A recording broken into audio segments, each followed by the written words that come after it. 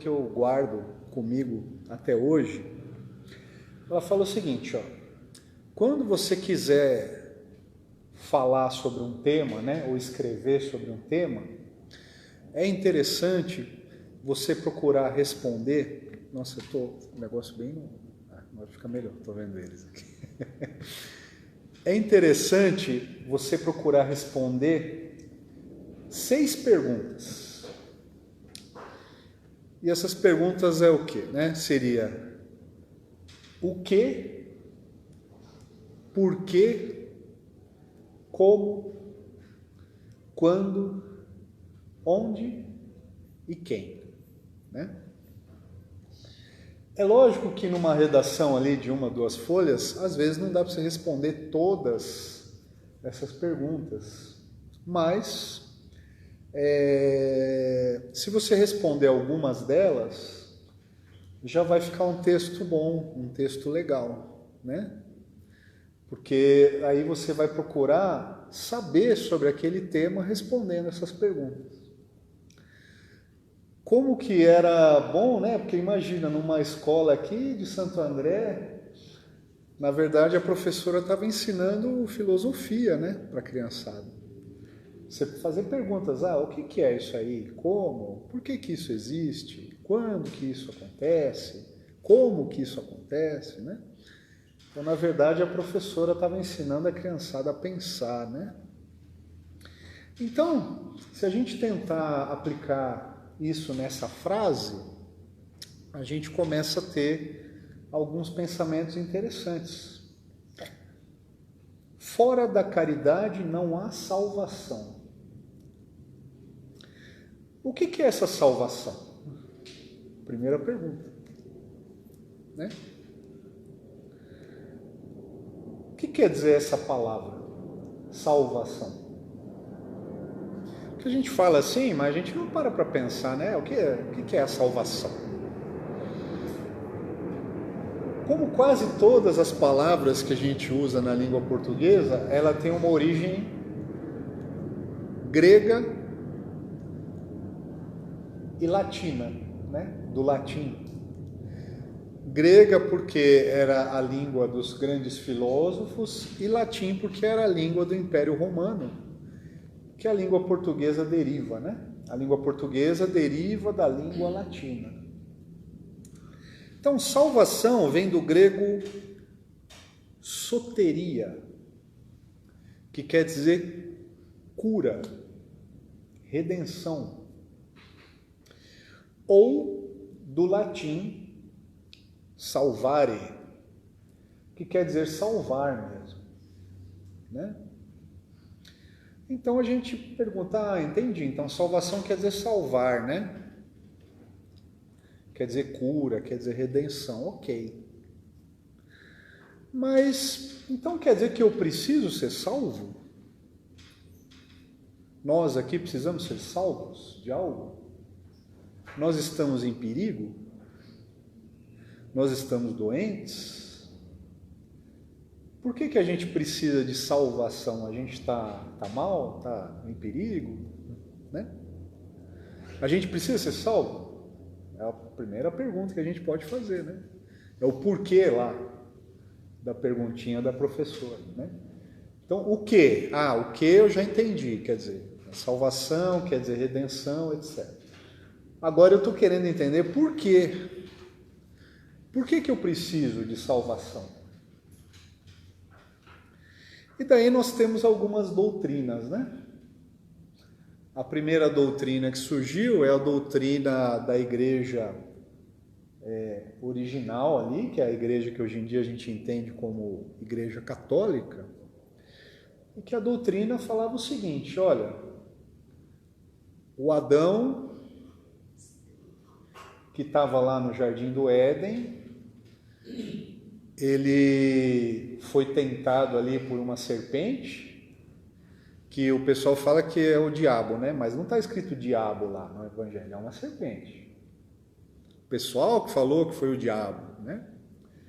Então, Deus colocou uma árvore naquele jardim, aí depois Adão reclamou que ele se sentia sozinho, Aí Deus criou Eva de uma costela dele.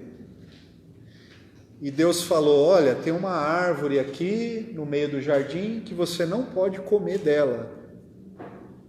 Aí a serpente tentou ali o Adão e ele comeu daquela árvore lá, que falam que é uma maçã, mas não está escrito maçã lá, está escrito fruto.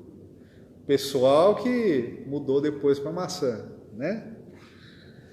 E por causa desse pecado ali, porque é um pecado, né? Ele fez ali, ele comeu daquela árvore, e daí por causa disso ele foi expulso daquele jardim.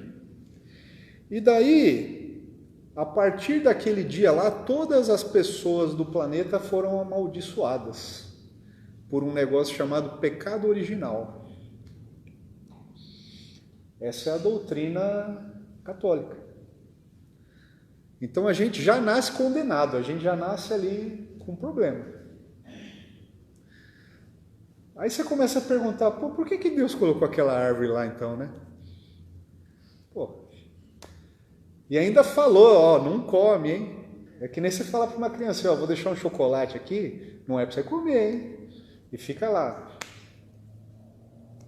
Então, por causa de uma pessoa ali há milhares de anos atrás, que ninguém sabe quem é, e veja, ele não é que ele matou uma pessoa, torturou alguém, não, ele comeu uma fruta. Por causa disso está todo mundo condenado ao inferno. Então, por causa disso, nós já estamos, desde quando a gente nasce ali, pecadores, né? E daí o que essa doutrina diz? Ó, daí veio Jesus Cristo, aí quando ele foi morto, ele redimiu todo esse pecado de todo mundo. E daí, se você acreditar nele, você está redimido. E se você não acreditar, você vai para o inferno. Né? Então, quando a gente morre, nós temos dois caminhos ali: o inferno ou o céu. E depois, lá no ano 1500 e pouco, colocou o purgatório, que é, você fica lá um tempinho e depois vai para o céu, né? Então essa é a doutrina que pregam. Só que tem o juízo final também, né? Que diz que vai ter um dia lá na frente que todas as pessoas que já existiram no planeta vão sair da Terra e vão ser julgadas. Só que se elas já morreram, elas já não foram para o céu ou para o inferno? Como é que elas vão voltar então, se elas já estão lá no inferno ou no céu? Elas vão ser julgadas de novo, então? É isso? Porque se eu já estou no inferno, né? Aí vai ter o dia do juízo final. Então o que vai acontecer? Eu vou sair do inferno, voltar na terra aqui, e daí eu vou ser julgado, mas eu já fui julgado lá no passado, eu já fui para o inferno. Então eu vou ser julgado de novo e vou para o inferno de novo, é isso? Estou fazendo aquelas perguntas lá, ou como ali da pergunta, né? É isso que vai acontecer, então? Ah, não, mas se você aceitar Jesus, você vai para o céu. Tá, mas e um menino que nasce lá no mundo islâmico? Ele não acredita em Jesus, né? Ele acredita em Alá, em Maomé, que é o profeta, né? Não, esse aí vai para o inferno.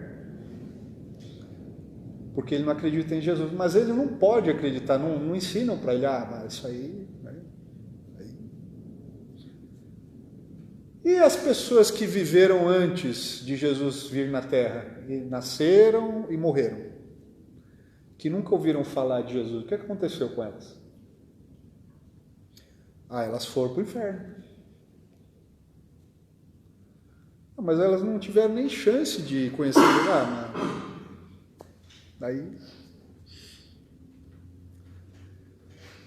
E por como que eu vou para o inferno? Ah, eu vou se eu fizer coisas más e tal, né? Mas se você se arrepender, você vai para o céu. Ah, então eu cometi ali assassinatos, estupros, assaltos, tal. Aí no último dia eu me arrependo, aí eu vou para o céu. É isso aí. Exatamente. Mas e se eu me arrepender depois que eu já estiver lá no inferno? Aí você já está no inferno, aí não adianta você se arrepender mais, já foi. Eu estou fazendo perguntas, né?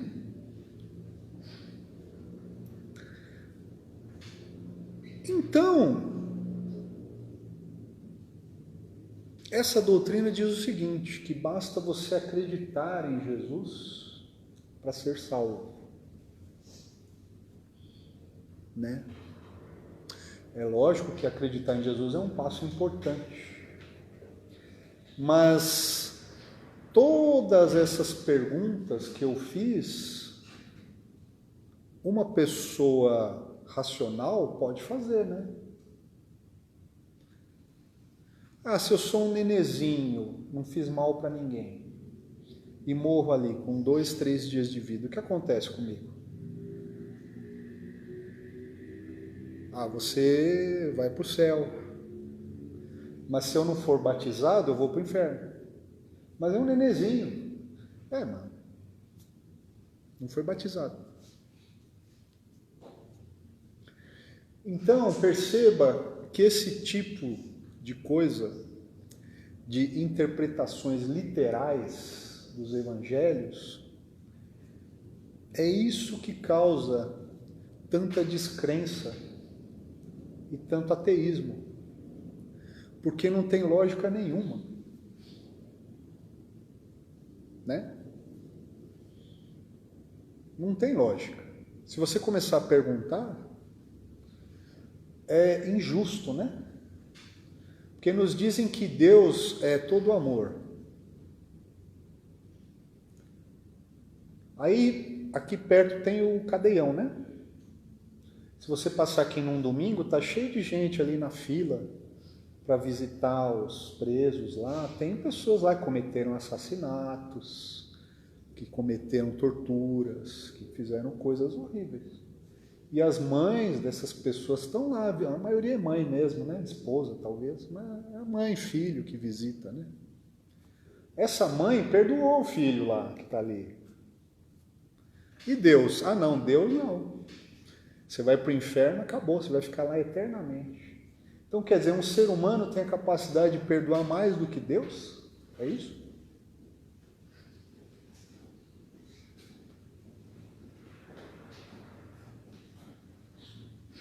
Fazendo essas perguntas, esses questionamentos, as pessoas começam a não acreditar naquilo que é falado a elas. Ou nós nos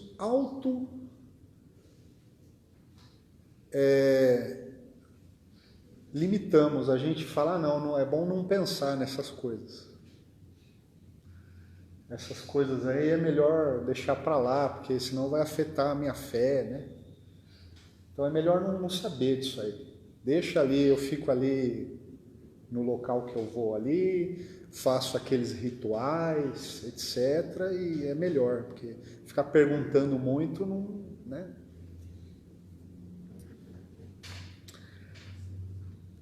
Daí existe a nossa doutrina, que é a doutrina espírita. Ela é melhor do que as outras doutrinas? Ela não é melhor, né? Mas ela procura explicar essas coisas. Ela procura explicar essas coisas que a gente não consegue muito bem entender só lendo ali a letra literalmente. Porque muitas das coisas que existem nos evangelhos, se a gente for ler literalmente, o que é literal? Dizer assim, o que está escrito ali ao pé da letra que é a verdade. A gente acha meio absurdo. Tem a parábola dos trabalhadores da última hora.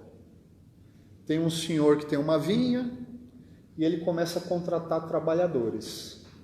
Então ele vai lá 6 horas da manhã, fala, ó, eu vou te pagar 1 denário, que era o dinheiro da época, pra você trabalhar lá. Aí ele vai 9 horas da manhã, chama o pessoal. Aí ele vai meio-dia, aí ele vai 3 da tarde, vai chamando o pessoal.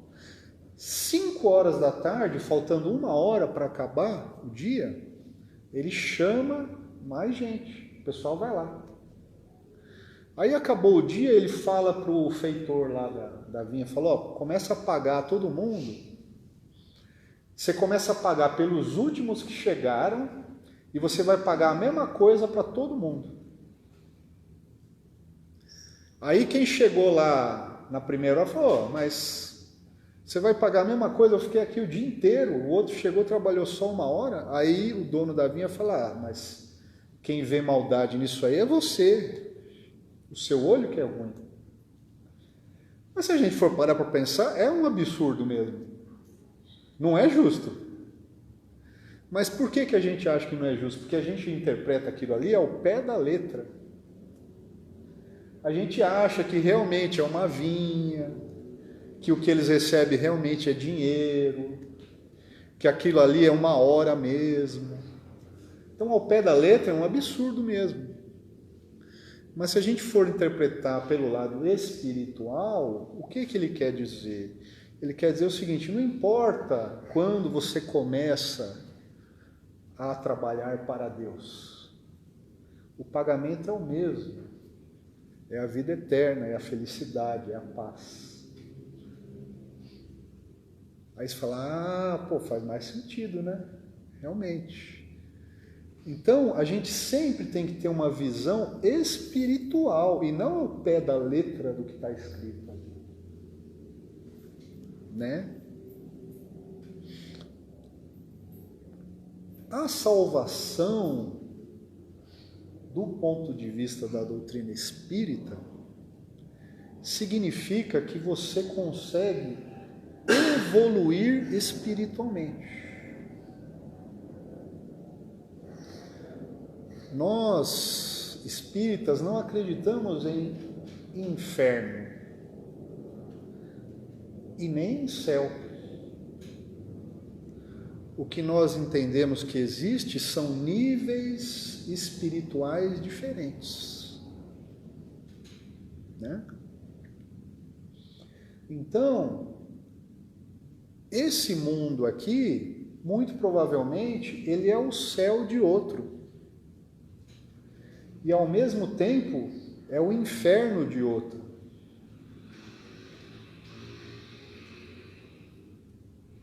Imagina você viver num mundo onde, por exemplo, não tem anestesia, não tem eletricidade, não tem antibiótico, né? O que esse mundo aqui foi, né? A pessoa estava trabalhando no campo lá, fazia um cortinho ali, infeccionava o dedo, tinha que cortar o dedo fora. E a sangue frio, não tinha anestesia. Dava lá um pedaço de madeira, a pessoa mordia, aí passava um pano aqui para cortar o sangue, amortecia, cortava o dedo fora e colocava um pedaço de metal quente para já cauterizar ali na hora. Sangue frio, dava lá uma vodka, um uísque, alguma coisa para o cara tomar e era isso.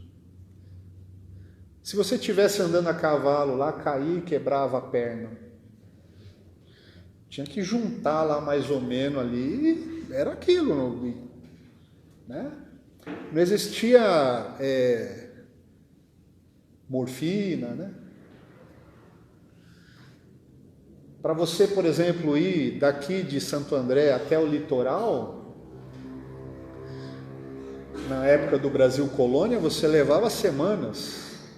Você tinha que ir de mula, passar por trilha. Hoje em dia, em 45 minutos, você chega lá de carro, né? Então, para quem está num planeta onde não existem essas coisas, a Terra é um céu, né? Você pode chegar em casa, ligar ali um ventilador se está quente, tem geladeira, você pode armazenar comida, tem supermercado, você não precisa ir caçar ali um coelho, alguma coisa para você comer. Então esse mundo é um céu de outro. No próprio planeta Terra nós vemos isso entre os países, né? Existem países, por exemplo, que não tem cobrador no transporte público. A pessoa entra lá, tem um negocinho ali, encosta um cartãozinho e pronto, está pago. Mas não tem ninguém cobrando. Por quê? Porque nesse país a pessoa vai lá e põe, ela paga.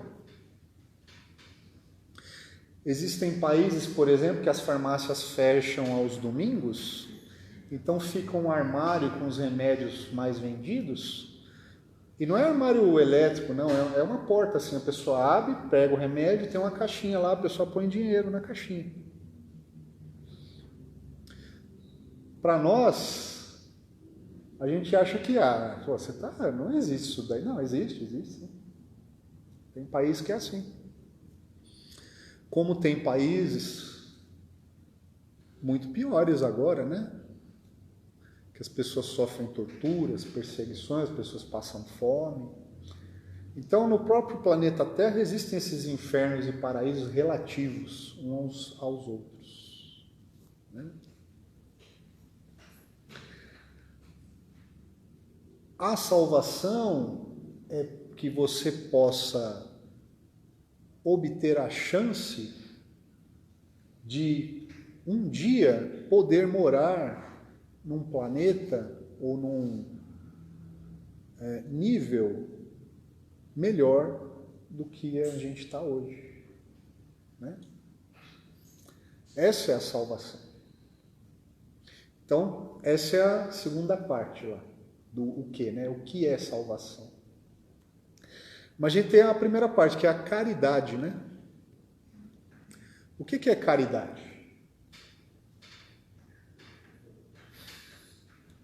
Muitas pessoas acreditam que a caridade é assim, eu não faço mal para ninguém, eu sou pessoa caridosa, né? Não roubo, não mato, já faço bem, né? É só não pisar no meu calo. Se não me contrariar em nada, eu sou uma pessoa super legal. É só não me contrariar. É só não me perturbar, não fazer algo que eu não queira. Aí eu sou super legal, né? Esse é um nível ali. Percebe que tudo na nossa vida são níveis de entendimento e de comportamento, né? No Livro dos Espíritos, o Kardec perguntou: o que é caridade? Aí os espíritos respondem. Na verdade, eles perguntam assim: o que é a caridade conforme entendida por Jesus? Então eles falam que são 3 coisas: benevolência para com todos, indulgência para com os defeitos alheios e perdão das ofensas. Então, benevolência para com todos é para com todos. Não só as pessoas da minha casa, da minha família, meus amigos, meus vizinhos. É para com todos, né? Eu posso estar presente ali falando com o príncipe Charles, com o presidente dos Estados Unidos, ou com uma pessoa aqui na rua que me pede um dinheirinho, que está carregando um saco ali de latinha. O mesmo comportamento eu tenho que ter para com qualquer pessoa, né? O Evangelho, ele fala muito dos tiranos domésticos, né? Que é aquela pessoa que é super legal com o pessoal de fora e em casa é demônio, né?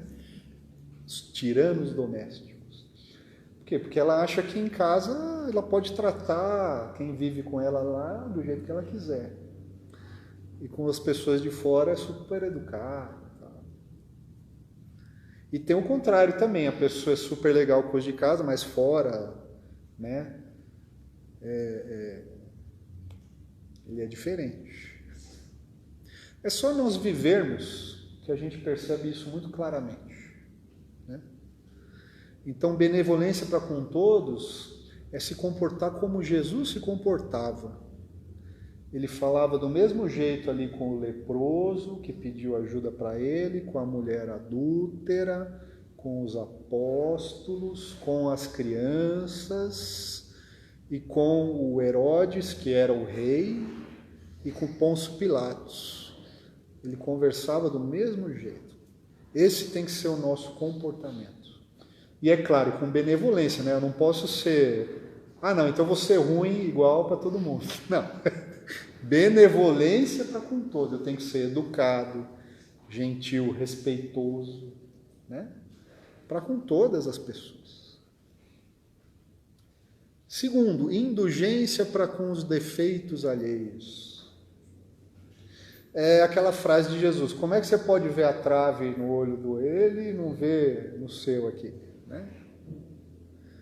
Por quê? Porque nós também fazemos um monte de coisa que irrita um monte de gente. Todos os dias a gente nem percebe, mas a gente faz. E às vezes, né, é muito curioso isso, o que mais irrita às vezes é aquela coisa que a gente faz, né? Não sei se vocês já tiveram a oportunidade de conhecer pessoas que deixaram de fumar e tal. Ela não consegue ficar perto de alguém que está fumando, né?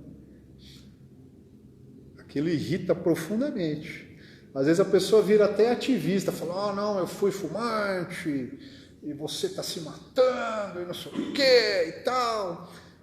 Mas a pessoa era ela, só que era, sei lá, um ano atrás. Aí a pessoa começa a ver defeito no outro, né? Então, indulgência para com os defeitos alheios. Ou seja, o que eu faço de errado? Eu vou me corrigir. Agora, o outro lá, ele está numa outra fase. Às vezes era eu que estava ali e agora eu já aprendi, não faço mais. E perdão das ofensas. É um grau de dificuldade, né? Benevolência para com todos eu até consigo. Trato todo mundo bem, com respeito, etc. Não prejudico ninguém, tal. É uma coisa simples até. Agora, indulgência quer dizer suportar o defeito do outro é bem mais difícil do que fazer isso. Estou lá na praia, lá sossegadão, tal, chega um cara lá com uma caixa de som desse tamanho, assim, põe atrás de onde eu estou ali. Aí, putz... Estou no cinema lá, o cara ali vai trocar de perna, dá um chutinho aqui. Né? Não é irritante? É, né? Percebe que é muito mais difícil do que tratar os outros com benevolência? Mas tudo bem, eu chego lá naquele nível lá. Ok. E o último aí, que é o mais difícil de todos, que é perdão das ofensas.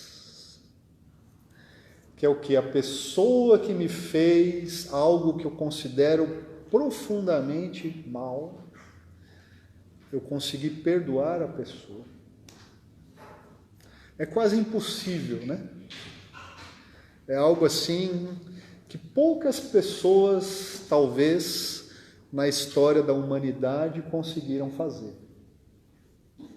Porque você perdoa, sei lá, você está aqui, eu venho aqui, piso no pé aqui do meu amigo e vou embora, não falo nada. Tudo bem, vai. Mas eu chego aqui, dou um tapa na cara, vai piorando, né? Até pessoas que te machucam, te mutilam, fazem mal para alguém que você ama. Tem um vídeo muito interessante de um julgamento de um assassino em série americano, que estima-se que ele tenha matado mais de 20 pessoas. E nos Estados Unidos, durante o julgamento, é permitido que os parentes das vítimas falem no microfone, abertamente. No Brasil não pode, né? Porque o Brasil, a gente tende a favorecer os criminosos, né? Parece que o país gosta de dar coisas boas para quem comete crimes, né? Mas nos Estados Unidos não. Lá as coisas são mais sérias. Porque tem o júri ali. Então vai lá a mãe da pessoa que o rapaz matou, o pai, a irmã, para que os jurados, eles ouçam o mal que ele fez lá. O que aquela mãe que perdeu o filho está sentindo? Né? E esse assassino, muitas pessoas vão lá e falavam, eu espero que você queime no inferno, espero que você apodreça na cadeia. E ele muitas vezes ria dessas pessoas.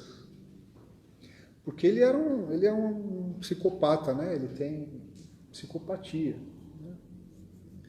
E um pai, ele falou assim, olha, o meu Salvador, ele me manda que eu te perdoe. Ele tinha matado a filha, né, desse homem. Então eu te perdoo. E esse assassino, quando ouviu essa frase, ele começou a chorar. Você vê como que tem esse poder, né? Porque provavelmente alguma coisa tocou o coração dele ali na época, né? Porque ele não falou com violência. Ele falou... Né? Não sabemos se o que ele falou foi sincero, né? Esse pai foi sincero realmente, ou se ele falou... Mas é algo que é realmente divino, né? A gente conseguir alcançar esse nível de comportamentos. Não sei se eu conseguiria. Muito provavelmente não. Né? Mas é algo que a gente precisa talvez tentar buscar. Né? O próprio Jesus Cristo demonstrou isso na vida dele, né? Que ele não sentiu mágoa, ódio, raiva daquelas pessoas ali que torturaram ele, mataram ele. Né? Ele pediu para Deus perdoar eles ali. Né? Então, é um objetivo que a gente tem que ter na nossa vida, né? É algo que a gente tem que procurar buscar. E é por isso que também nós espíritas falamos que temos várias vidas. Porque às vezes numa vida só você não consegue perdoar a pessoa, né? Você precisa de outras. Aí às vezes aquela pessoa ali volta, talvez como um filho, como um pai, como um irmão. Aí tem aquela vida ali, você passa ali meio, né? Não tem irmão que não gosta muito um do outro, pai e filho que não se dão bem, mas tudo bem, convivem ali. Aí vem numa outra de novo, vem lá, aí já tem aquele sentimento um pouquinho mais atenuado, até que chega uma vida ali séculos depois que você perdoa. Né? Você fala, não, por quê? Porque aquela pessoa foi ruim, não, mas ele já foi meu filho várias vezes, já foi meu irmão, tal, ele mudou. Então, a reencarnação, ela é a bondade de Deus atuando para nós. Porque Ele permite que você vá se reconciliando com as pessoas. Porque às vezes nessa vida você fala, é aquele ali. Ele fala, o quê? Aquele ali? Pô, mas não quero ver nem, né? Só que daí o que acontece? Você esquece, renasce e está lá com a pessoa. Aí vai remodelando e tal. Então é assim que Deus atua, né? Faz com que a gente vá se reconciliando. Eu acredito que essa doutrina, essa teoria, é melhor, é mais reconfortante, é mais consoladora do que aquela ali de ir para o inferno e ficar lá, ter juízo final, etc., né? Me parece um Deus muito terrível mandar alguém para o inferno, né? Imagina a mãe e um filho. Aí o filho vai para o inferno, a mãe para o céu. Ela vai ficar lá bem no céu, sabendo que o filho está no inferno? Para ela mesmo no céu, ela vai estar no inferno, né? Sabendo que o filho ali... Tem até um poema muito famoso em que uma mãe diz que ela pede para Deus, eu prefiro ficar lá no inferno com meu filho, que pelo menos lá eu vou estar com ele. Aí ela fala, então essa mãe o amor dela foi maior do que o amor de Deus. É blasfemo isso que eu estou falando? Para algumas pessoas pode ser, mas me parece mais lógico, né? Mais racional pensar assim. Finalmente, a última pergunta, quem? Quem é responsável por essa salvação? Nós mesmos. A salvação é pessoal. Eu acreditar que só eu ficar ali rezando para Jesus, dizendo que eu acredito nele, fazendo rituais, acendendo vela, fazendo jejum, subindo escada de joelho, né? Não tem pessoal que faz isso e tal? Olha, sinto muito, hein? Eu acho que isso daí pode até servir para te fortalecer, etc. Mas se você não praticar esses 3 itens aqui, benevolência, perdão e indulgência, difícil, hein? Difícil, né? Eu me ponho um pouco no lugar de Jesus. Eu tenho uma pessoa lá acendendo vela, rezando e tal, aí ela sai dali e começa a brigar com a mulher, xinga o outro no trânsito, passa a perna no colega no trabalho. O que ele prefere? Não é mais racional entender que talvez ele gostaria que nós mudássemos o nosso comportamento? Numa empresa, tem o chefe lá, você prefere lá o funcionário que puxa saco, fica lá, chefe, você é maravilhoso, você é legal, ou um que faz o trabalho, que faz tudo direitinho, chega no horário, né? Ele prefere o outro. Né? Então, isso é que é ter a fé raciocinada. A gente usar a nossa cabeça, a nossa mente, para tentar realmente entender como é que o mundo funciona. E não ter aquele pensamento mágico, né? Porque faz sentido eu ter um pecado porque uma pessoa comeu uma fruta de uma árvore há 10 mil anos atrás? É racional isso? Tem sentido? Até uma criança pode perguntar, mas por que botou a árvore lá então? Então, gente, nós temos que procurar utilizar uma capacidade que Deus nos deu, que é a capacidade de raciocínio, de pensar, e não de ficar aceitando qualquer coisa que falam para a gente. Né? A gente tem que raciocinar, pensar, tentar entender, né? Tem outras doutrinas que falam, você morre, aí você dorme. Aí chega lá naquele dia lá e você é julgado. Mas dizem que a vida é eterna, então eu vou dormir ali eternamente? Daqui quantos anos? 1 bilhão de anos? Quantos anos eu vou ficar dormindo? É útil?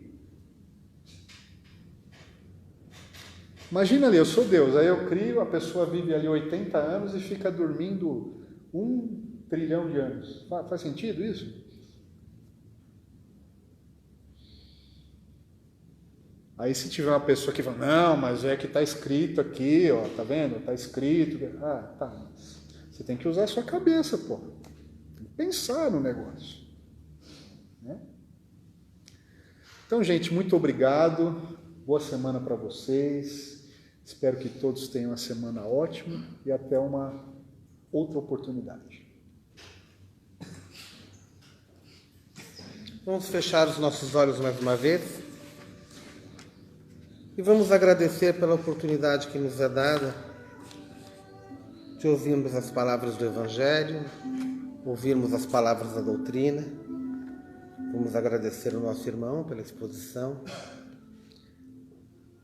Vamos também continuar nessa atitude de silêncio para que se possam realizar os trabalhos de paz que vão ser feitos agora, com a ajuda das equipes espirituais que participam dos mesmos, mantendo essa vibração de amor, de carinho, e que ao final da noite possamos levar para casa todas as bênçãos que aqui recebemos e repartir com os nossos entes queridos que lá estão. Uma boa noite a todos.